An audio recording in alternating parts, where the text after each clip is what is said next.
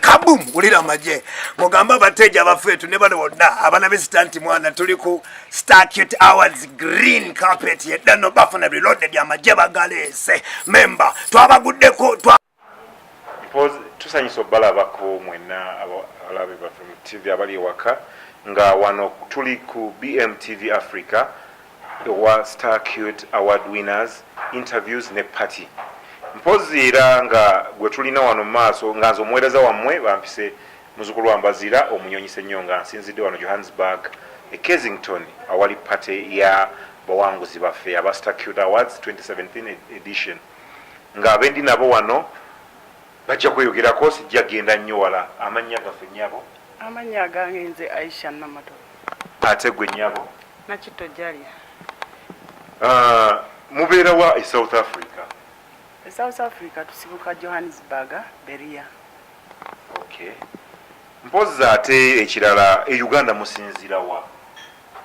nga ku kyalo Kazo e Uganda tusibuka Kazo mwembi kundu kyekimu okay Uganda kyoli wakati wammwe Jalia maze ebbanga nga ndi naye era yafuuka nga muganda wange wano ku South Africa muganda ombimpi tukoze ebbanga ddene nga tuli ffenna nze ne Jalia kyobula kati twafuuka ba Luganda nsanyusa okubawulira balabako nga muli mwenna mpozi kinaali wabuze kirala nti musanga mutya enkola y'emirimu gyammwe wano e South Africa kusooka enkola yali nga nzibuzibu era bw'obitegeera naye engeri gye twawangudde nuka tugulira nti ogirabye lifestyle nkirabye twagenda nga tumanyiira mpaka ebintu bwe byatambula obulungirungiko ne tutereera mpola mpola okay kanzirike wa mukyala Jalia kategori ki gye mwawangulidde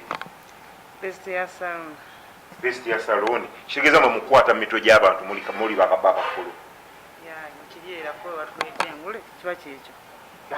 nawulidde musigwe mulundi gwe musooso giwangula mwawangulako dda twawangulako dda ssebo era twebaza abo bonna abatulonze omulundi ogwasooka omulundi oguno gwe tuliko olwaleero tubeebaza tubayozaayoza mwebale nnyo mwebalire ddala okay we bulungi kati nga mumaze owangula ekirabo kino musuubira kukyusa ki mukyusa okukyusa mu mbeera y'Abannayuganda abo bwe mukola nabo kiki kye balina basuubiramu ddala kuba kati mugirina engule ate mukola ku bakyala ate mmanyi obululu era bye basinza obbawo obululu musuubira kukyusaamu ki kye tusuubira okukyusaamu twagala tugulewo branch endala eri munnayuganda yenna awulira nti ayagadde oba okutandika ku mirimu gyaffe gino gye tukolako she's welcome okay she's welcome kirungi nnyo ekyo mpozi nga mmaliriza awards zino muzirowoozaamu ki kuba mwakazi wangula emirundi ebiri kati simanyi mumulowooza mutya mukirowoozaako ki maaso eyo ziri ntuufu kuba waliwo abalimu okwemulugunya nti oluusi ffe batubbye mulaba mutya muzoogerako ki mmwe ane statute omulimu gwakola gw'amaanyi era taliimu kugamba nti ate alimu okubuzaabuza kisinziira kiki kyokoze kyova olaba statute yateekawo zino zigundi kategori wati okulaba nti buli omu amuwa buli kiti kyalimu okusinziira ku ngeri gy'abaakozeemu ate nga si yazironda abantu be baba balonze bannaye nsanyusa okubalaba saloni abo bagiyita batya Aisha Hair Beauty Salon okay okumugamba esangibwawa bannaye esangibwawo kwemutyendi taxi rank Johannesburg King George and Volmalands wetusibukaawo wetukolera kamba yoze mwewale nnyo okuwangula abo nga babadde bakyala abawangudde ekya saloni esinga mu South Africa katugendeko mu bulango waffe mwebale nnyo abalabi baffe ewaka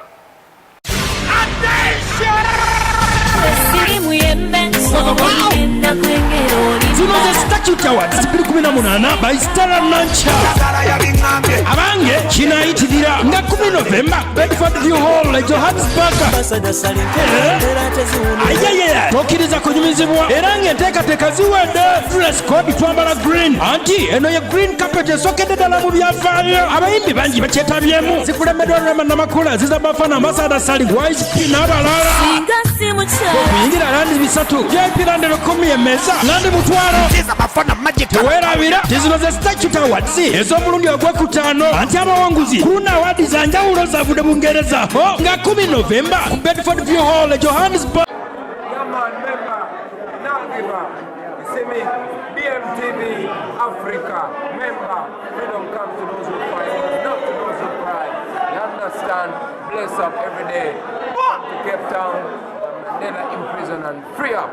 So we must be free.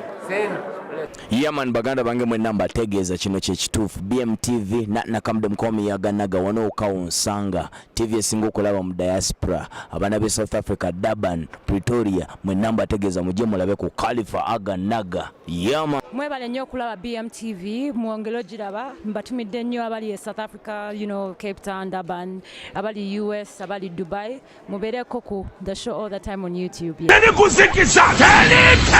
olubunyuma lw'okwenyolanyola kyalinga concert egenda One Love Beach e Busabala lukanga 10 Novemba kama mbaya omwana wa Kabaka the Gladiator olutalo lulinnya ku nfete e Busabala One Love Beach kyanga tunyumize bwe byali ebyaluli ne bino ebyali bigaanidde tulya tudikide ku mutwalo gumu yibye emitwalo 3 emirimu gigula usaawa eme y'okumakya etegekeddwa Firebase Entertainment.